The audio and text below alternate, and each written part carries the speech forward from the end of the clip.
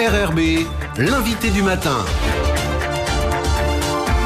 Bonjour Jean-François Badin. Bonjour Lionel. Votre invité ce matin, Henri Calonne, le PDG de Socalais. Henri Calonne, bonjour. Bonjour. Merci d'avoir accepté notre invitation alors que le gouvernement a pris un arrêté mardi dernier pour lever la mesure stop qui touchait un certain nombre de produits laitiers. C'est exact. On va en revenir avec vous non seulement sur cette mesure mais peut-être refaire un peu l'histoire de ce qui s'est passé à Socalais parce que c'est un dossier qui dure depuis un peu plus d'un an maintenant au moment où la TGC est entrée en vigueur et il a fallu encadrer les marges. Est-ce que vous pouvez nous dire ce qui s'est passé, ce que vous souhaitiez et ce qui a été fait ? Alors effectivement, un petit retour en arrière est intéressant parce que cette mesure a été prise dans des conditions assez spécifiques. Ensuite, à la mise en place de la TGC, le gouvernement, afin de contrôler l'envolée des prix, a souhaité effectivement mettre en place le contrôle des marges. Et ce contrôle des marges, effectivement, a eu un effet quand même négatif assez important sur notre société. Donc on a alerté le gouvernement assez rapidement pour essayer de modifier les taux qui concernaient nos familles de produits. Le gouvernement était prêt à modifier ces taux. Le temps est passé et finalement, donc, ils ont décidé de faire différemment et ils nous ont proposé, afin de compenser par des volumes les pertes de marge que l'on pouvait avoir, de mettre en place donc des mesures de contrôle supplémentaires avec des stops sur certaines familles de produits sur lesquels il n'y avait pas les importations étaient libres, quoi. Donc c'est pas vous qui avez sollicité cette mesure stop. Vous auriez souhaité plutôt une adaptation du contrôle des marges.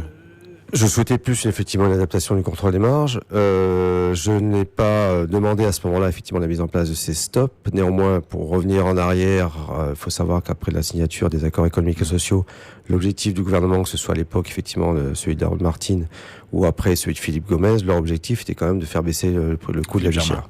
Donc Philippe Germain, pardon. Donc excusez-moi. Fort de cette volonté politique-là, il y a eu des réunions de compétitivité qui permettaient qui avait pour objectif de pouvoir arriver à cette baisse de prix de moins de 10%. Comme nous n'y sommes pas vraiment arrivés, le gouvernement donc a voulu légiférer. Donc néanmoins, nous, on a eu une proposition, c'était de dire, à partir du moment où on peut récupérer du volume, on pourra effectivement répondre à la demande et baisser les prix. Donc c'est à ce moment-là qu'on a demandé d'avoir une protection complémentaire. Mais c'était en 2016. Et après, donc, le gouvernement n'ayant pas forcément le résultat attendu, à légiférer et à imposer des marges contrôlées. Alors, la mesure stop aurait dû permettre aux produits Socalais de gagner en volume, c'est-à-dire vous auriez pu en vendre plus. Ça s'est pas produit. Qu'est-ce qui s'est passé ? Est-ce qu'il y a eu un double impact, entre guillemets, un mécontentement des consommateurs, une mesure qui n'a pas été comprise ? Comment vous redisez les choses quelques mois plus tard ? Déjà, il faut savoir quand même que la mesure qui était mise en place concernait une faible partie du marché, puisque c'était uniquement les fromages blancs et certains yaourts spécifiques. Donc, le retour qu'on pouvait avoir éventuellement sur le volume ne pouvait être que limité. Après, effectivement, la mesure a été contre-productive dans le sens où elle a été très mal acceptée par les consommateurs, par nos clients. Donc, je pense qu'il y a eu un effet inverse de ce qui était prévu. C'est pour ça que au bout de 6 mois, fort de cette analyse, le fait d'entendre nos consommateurs, parce que sans nos consommateurs, nous n'existerions pas. Il était important effectivement de revoir cette position. C'est pour ça qu'on est revenu vers le nouveau gouvernement pour essayer de revoir donc la mesure qui avait été prise. Alors qu'est-ce que ça change que cette mesure stop ait été levée pour vous ? Qu'est-ce que vous en attendez maintenant concrètement ? En fait, on s'inscrit dans un processus un peu plus à moyen terme. C'est-à-dire qu'en fait, pour nous, ce qui est important, c'était déjà de revenir sur cette mesure. Dans la mesure où effectivement ça concerne le PAI 2019, donc c'est sur les 4 derniers mois de l'année, donc il y a eu une mise en place d'un quota au prorata de cette période, et il faut donc revenir sur le fait qu'il y a eu une loi qui a été mise en place au début de l'année 2019, donc qui permet aux industriels de revoir donc les protections qu'ils ont actuellement, de redéposer un dossier et de faire des demandes donc différentes de ce qui peut être mis en place. Donc on a décidé de s'inscrire dans une logique de construction avec le gouvernement de l'avenir, de savoir quelles étaient les mesures qui pourraient être mises en place pour continuer à développer une industrie endogène et avoir un développement endogène en Nouvelle-Calédonie. Donc je pense que c'est sur cette perspective-là qu'on se positionne. Henri Calonne, quelles que soient les solutions qui vont être mises en place, il vous faudra du temps pour récupérer entre guillemets de cet épisode ? Oui, pour être honnête, effectivement, je parle évidemment économiquement. Économiquement, sur la société, les effets ont été et sont toujours très négatifs parce qu'il faut énormément de temps pour redresser la situation d'une société. Ça nous a amené à revoir complètement et à refaire une restructuration complète. Je me suis engagé à pas faire de plan social, donc j'essaye effectivement de gérer par rapport que ce soit au départ volontaire, aux mises à la retraite, etc. et tout, donc de réorganiser ma société par rapport à ça et pouvoir la remettre sur des rails, mais le combat est quotidien, quoi. Et dans quel état sont les salariés? Ils comprennent un peu le combat que vous menez? Et ils le comprennent, ils y participent, parce que sans eux, j'y arriverai pas.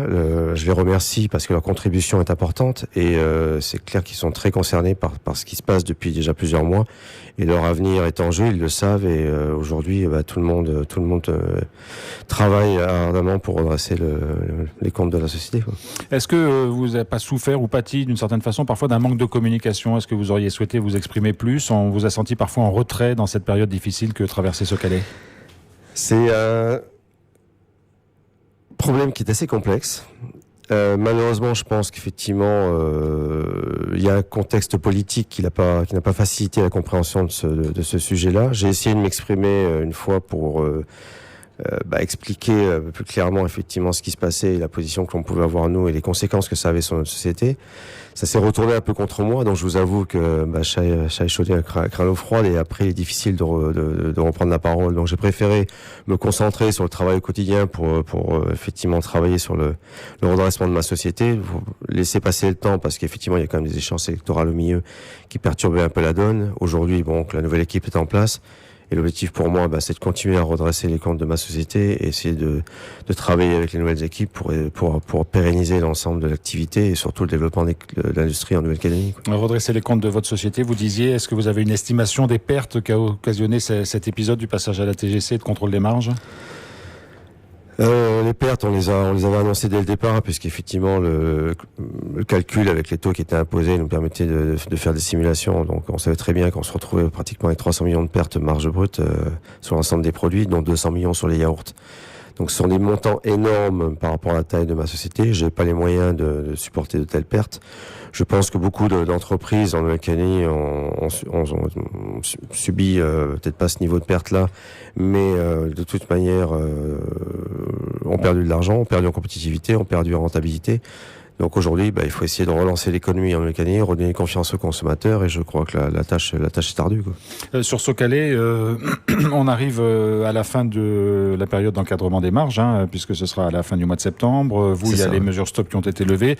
Est-ce qu'il faut s'attendre à ce que des prix augmentent sur des produits laitiers, parce qu'il va falloir récupérer une partie de l'argent perdu? Comment vous voyez les choses là-dessus? Les consommateurs s'interrogent sans doute aussi. Non, nous, en ce qui nous concerne, si vous voulez, de toute manière, on a déjà modifié les prix, on a déjà réajusté les prix, aussi certains produits aussi à la baisse, parce que pas tous les produits étaient concernés sur le contrôle des marges. Donc aujourd'hui, on s'est plus adapté à ce qui nous était imposé. C'est clair que je pense que d'une manière générale, il peut y avoir une remontée de certains prix de biens de consommation, mais le gouvernement, je pense, sera très, très attentif à ça et souhaite contenir quand même l'inflation. Donc, ils font confiance aux acteurs économiques. Néanmoins, effectivement, je pense qu'il y aura quand même une légère remontée des prix d'une manière générale. En ce qui nous concerne, nous, on l'a déjà fait, donc on a essayé de rester à ce niveau de prix. Dans la mesure où on retrouve la rentabilité qu'on recherche, quoi. Henri Calonne, vous le disiez, ça a été une période financièrement aussi très compliquée. Malgré tout, pendant cette période, vous avez continué à investir parce qu'il y a un partenariat avec Yoplait, parce qu'il y a une exigence de production, parce qu'il y a une exigence de trouver des produits nouveaux. Même dans ces périodes difficiles, il ne faut pas rester les deux pieds dans le même sabot? Non, effectivement. Après, un investissement, ça demande quand même du temps. Donc, de toute manière, même si on se retrouve dans une période difficile, il y avait des investissements et des produits et des innovations qui étaient prévus. Donc, on a continué sur cette tendance-là. Notre rôle, de toute manière, compte tenu de l'importance que l'on représente sur ce marché-là, c'est d'innover, parce que la croissance, elle passe par l'innovation. On a de toute manière, depuis 1973, une franchise et un partenariat avec Yoplait. On est contrôlé par Yoplait. La qualité de nos produits n'est pas discutable. Nous avons une politique d'innovation qui nous permet de sortir 2 à 3 produits nouveaux par an. Et nous continuons à pratiquer cette politique parce qu'elle est importante pour nous, elle est importante pour notre image, et je crois qu'effectivement la croissance du marché, elle passe par là. Donc et c'est le message que vous allez essayer de véhiculer aujourd'hui? Socalais innove, Socalais ce sont des produits de qualité? Oui, parce que c'était déjà le message que l'on essayait de véhiculer auparavant. On n'a pas changé de philosophie. Effectivement, il nous arrive un coup dur. Il faut passer le cap. Je comprends que l'environnement est compliqué et rien n'est facile aujourd'hui et rien ne va l'être parce qu'on a effectivement des échéances politiques qui sont là. Mais mon rôle de chef d'entreprise, effectivement, c'est de continuer à faire progresser ma société. Et tout ce qui concerne l'innovation, tout ce qui concerne la formation, tout ce qui concerne, vous savez, ça rentre aussi dans ce qu'on appelle donc les contrats de performance. Et c'est un élément important dans le dispositif qui a été mis en place en début d'année. Aujourd'hui, ce contrat de performance, il repose quand même sur 4 piliers qui sont les investissements. Or, on investit quasiment 100 millions par an depuis de très nombreuses années. La formation du personnel et l'emploi, tout ce qui concerne l'innovation. Et bien sûr, après, le prix. Et le prix, on respecte notre contrat puisque depuis la mise en place de la TGC, nous sommes 10 à 15% moins chers que ce qu'on était auparavant. Donc, je pense que là, vis-à-vis du consommateur, et on est attentif à ce que pense le consommateur, on respecte ce contrat, quoi. Vous avez l'impression de sortir un peu ou d'entrevoir le bout du tunnel ? Oui, quand même, parce que ça serait quand même désespérant si, malgré tous les efforts qu'on fournit, on voyait pas un peu le bout du tunnel. Mais je vous avoue que c'est un travail de longue haleine, quoi.